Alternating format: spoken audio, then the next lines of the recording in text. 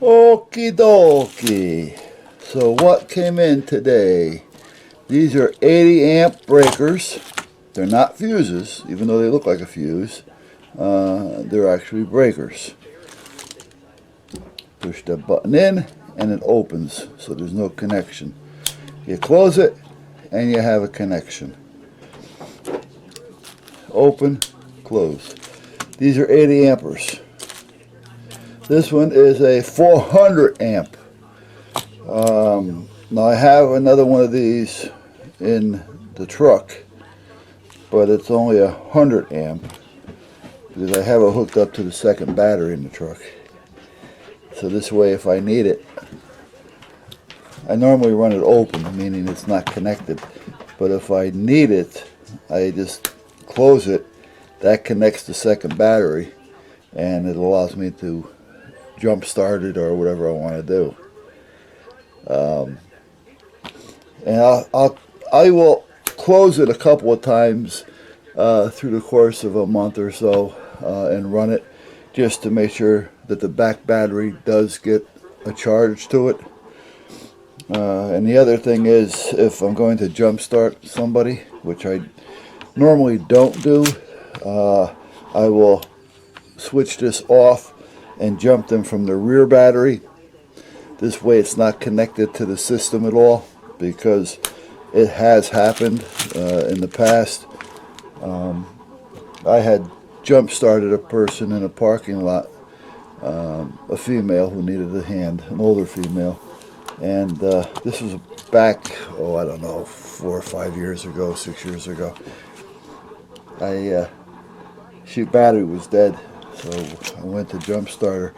And I hooked up the cables. I told her make sure her key is off and don't try to start the vehicle. I said, because first I just want to hook up and let it run for a second to kind of get some juice into your battery, because I may want to try it without having my cables hooked up. But so we got through with that, and then she went to start it. I disconnected and she got so she had something there. So I was in somewhat of a hurry, and I didn't have time to sit there and charge her battery for her. So I hooked back up again, and I said, now don't start it. I said, wait. I wanted to give it another minute or two, and then I was going to turn my truck off, because I didn't want my electrical system running while she's trying to jump or start her vehicle, only because if she has a short, it may feed back. Well, she decided she was going to turn the key and start the car before I had a chance to shut mine off, and her car started, and she thanked me, and she drove away. I closed up the hood, I shut everything down, I put my cables away, I drove away. 4 days later, I realized that my alternator had blown.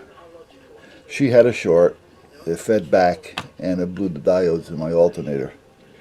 And for 3 or 4 days, I was just basically running off the battery, until it came to a point where the battery just didn't want to start it anymore. And I wasn't aware of it happening, because it was working, it wasn't instant. So basically it cost me $119 to jumpstart this person. So very rarely will I jumpstart anybody, and you know, I hate to say no, but you know, sometimes you have to do what you have to do, because they're on their way and you're the one with the problem. So if I do it now, what I do is I just jump them from the rear battery.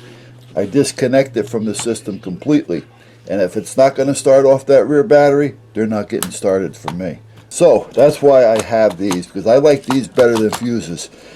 If it does blow or pop, it's just going to open, find your problem, close it again, and you're done. These are the actuators. They use these for power door locks. They also use them for trunks, but they use a little bit heavier one, a little bit different type. But they were on sale. I think they were like $6 a piece, which was cheap. And I don't remember where I got them from. I got to find the package, because that was a good price. I've seen this go as high as 19, well, actually as high as 26. So when I seen these for 6, I grabbed them, because I do have some projects that these will work on.